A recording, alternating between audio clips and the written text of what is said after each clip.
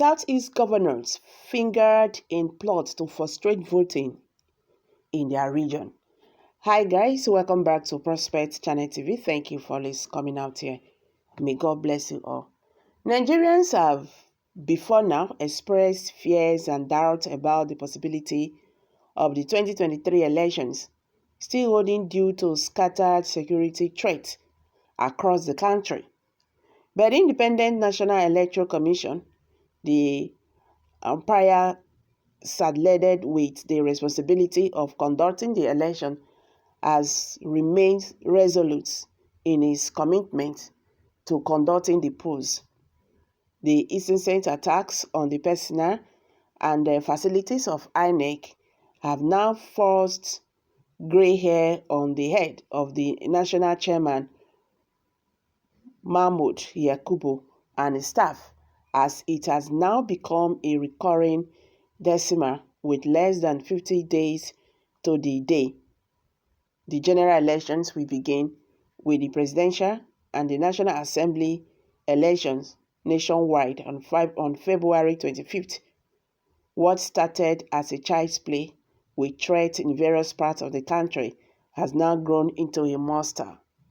In the southeast, the unknown gunmen said to be the enforcer of the crude culture of forcing people to sit at home on certain days, usually Mondays, and sometimes for 3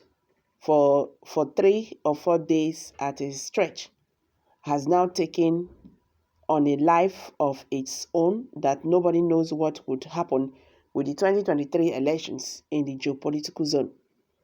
While the fears continue to gain ground, those instigating the troubles changed gears and began a full-blown war against the conduct of the forthcoming elections by attacking the personnel and the facilities of INEC, raising its offices, killing the staff, and burning critical election materials, all in an effort to make good their threat that election will not hold. These evil acts are on the rise in the southeast, where abduction, killing, and burning of INEC staff and buildings with the aim to destroy critical election materials became almost a daily occurrence last year. However, analysts have described what is happening in the southeast region as a plot to destroy the voting power of the zone by politicians who are using miscreants to perpetrate the act. Some accused the politicians from the zone, while others said it is a calculated effort to frustrate the presidential candidate of the Labour Party, Mr. Peter Obi, who is considered as one of the front-runners and whose major stronghold is in the zone.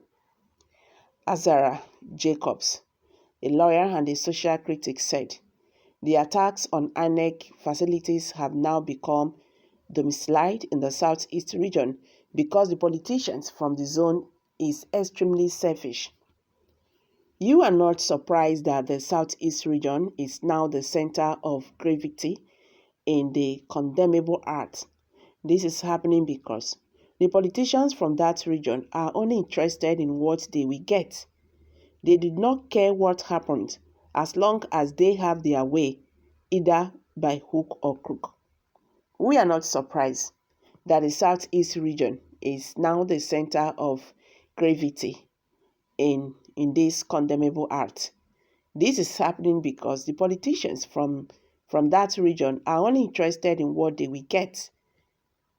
They do not care what happens as long as they have their way, either by hook or crook. That is why the masses is overwhelming the governors. Look at the series of attacks being recorded in the zone. As INEC announced the collection of permanent voters' cards, hell was let loose. Then one would ask, what is the reason behind it? Simple. It is politicians working hard to undo their opponents in the areas of their strength so as to weaken them and their chances of winning in the next year's elections. This is horrible and condemnable to say the least." He said a group of youth in the zone have been brainwashed by the desperate politicians to cause havoc and unleash terror on the people, and they are having their way because the various state governors are not interested in ending the attacks to bring the situation to calm.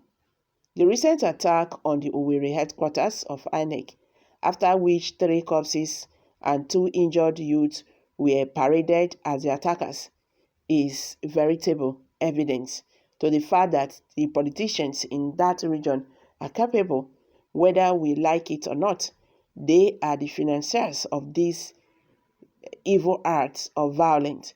I want to tell you that the poor performance of these governors is making them jittery. Those who are serving out their tenure and are eyeing the Senate seat, and those who are eyeing the second term are all jittery.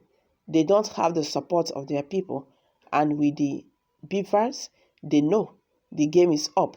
So they may have chosen to play the devilish art of destroying it if you cannot have it. Late last year, the spokesperson for the Coalition of United Political Parties, Ikenga Imo Ugochinyere, raised an alarm about what the politicians and their political parties are doing in the zone, with particular reference to Imo State. He, however, revealed what is happening now and how the perpetrators plan to launch massive attacks on INEC and its facilities.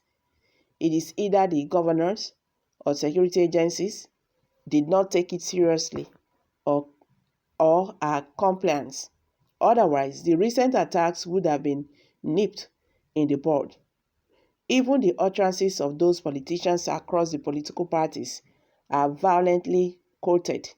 They invite their supporters and infuriate opponent supporters with their hate speeches against opponents.